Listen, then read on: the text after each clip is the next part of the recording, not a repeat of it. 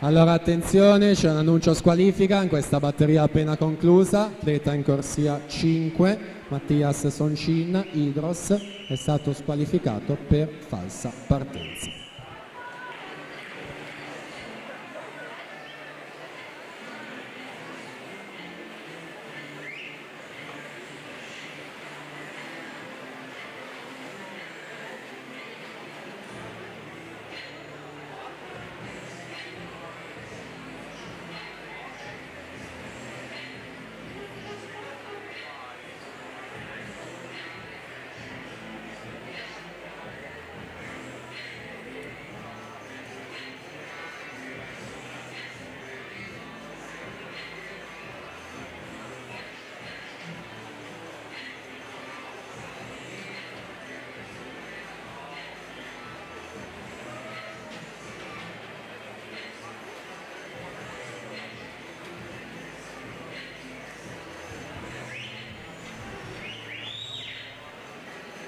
Presentiamo ora le protagoniste della prima batteria della categoria assoluti femmine.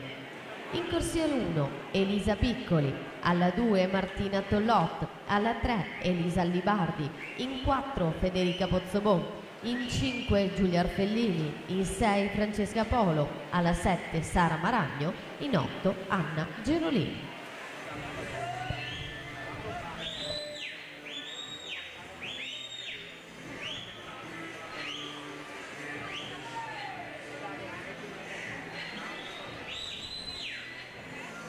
Ettore Nanetti, Gymnasium Pordenone, corsia 4, 2003, il suo anno di nascita, quindi primo anno della categoria junior, l'anno scorso secondo sui 100 farfalla sia ai criteri di Riccione che ai categoria di Roma ad agosto. Si prende qui la batteria all'MCG 2,5 e 87 per andare al comando della classifica e confermare la quarta corsia anche questo pomeriggio. Daniele Ortolan 2,700, Vidlovsin terzo 2,8 e 49.